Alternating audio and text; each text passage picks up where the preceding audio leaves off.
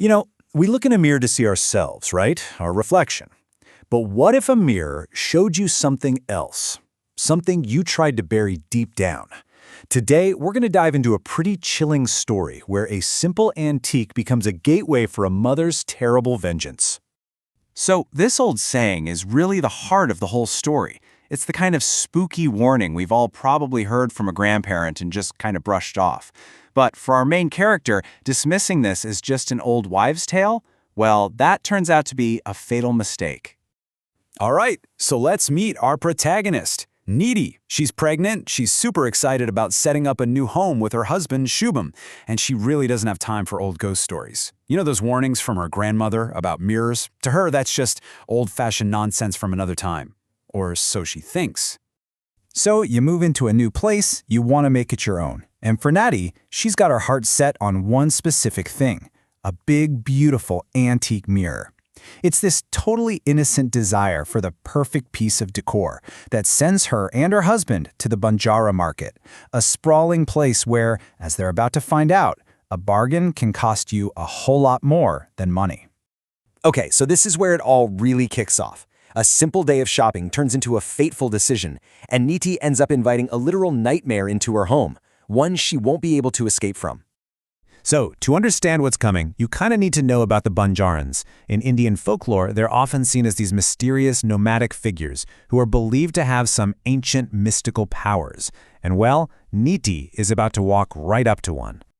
Picture this. Niti's deep in this crowded market, and this Banjaran woman basically materializes out of nowhere. Her stall is dark, smells heavy like incense, and the vibe is just off. She immediately unnerves Niti by somehow knowing she's pregnant and then insists that one specific ornate mirror has been put aside just for her. Creepy, right? This woman just will not let up. She keeps pushing, telling some sob story about her daughter. Niti's feeling super weirded out and pressured, so she buys the mirror just to get out of there. She has absolutely no clue that she's just paid to bring a curse right through her front door. And wouldn't you know it, the second that mirror crosses the threshold, things start getting weird. It begins with little things, strange stuff that slowly escalates into something you just can't ignore. So first, the mirror just moves by itself, from the storeroom right to her bedside. Her husband, Shubham, says he did it, but she has a weird feeling he's lying. Then, the small temple they have in their house just bursts into flames, for no reason. And the final straw? She hears the pitter-patter of a child's footsteps, and then sees a small shadow dart and disappear right into the mirror. Her husband, of course, blames it all on pregnancy hormones and stress, leaving Niti totally alone with this growing dread. And then, of course, you get the classic horror movie setup, right? Her husband gets stuck out of town for work. So now Niti is well and truly alone. And whatever has been lurking inside that mirror, it doesn't have to be subtle anymore. As she's lying in bed, trying to get some sleep, a sound just cuts through the silence. It's a little kid's voice, singing, "Twinkle, twinkle, little star." But it's not sweet.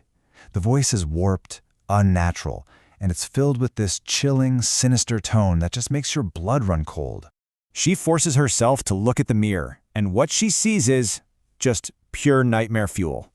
There's a little boy, his body is covered in wounds, and he's holding his own severed head, and the head is smiling this grotesque, awful smile.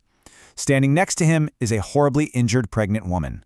And then in the blink of an eye, they're not in the mirror anymore. They're in the room with her. She completely freaks out, obviously, and tries to shove the mirror to get it out of her room, but it won't budge. It's like it's been welded to the floor. In a panic, she grabs a vase and hurls it at the mirror. The vase smashes into pieces, but the mirror, not a single scratch. She's trapped. Okay, so here's the big twist. This isn't just some random ghost story. No, this is personal. This is an execution. And as the spirit of the woman finally confronts Niti, the real reason for all this horror comes out, and it flips the entire story on its head. The spirit speaks, and her words reveal a secret Niti thought was buried forever. Months ago, Niti was driving drunk. She hit something, or rather someone, a pregnant woman and her young son. And then she just drove away, leaving them on the side of the road to die. And just like that, everything makes a horrible kind of sense. The Banjaran woman at the market, that was the victim's mother. Consumed by grief, she found their bodies and swore she'd get revenge. So she used black magic to trap the vengeful souls of her daughter and grandson inside that very mirror. Niti wasn't just out shopping that day. She was being lured into a carefully crafted supernatural trap. This really lays out the huge twist of the story, you know? It's all about perception versus reality. In Niti's mind, she was the victim of a random, cursed mirror.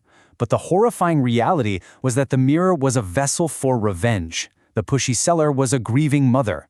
And nothing, absolutely nothing, was a coincidence. It was all a trap. So, the secret's out. The truth has been revealed. There's nothing left to do now but face the final act.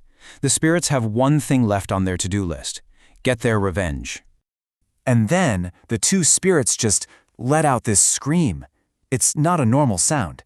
It's this bone-shattering, otherworldly shriek, a sound of pure rage and pain that's become a physical weapon, and it's aimed right at Niti.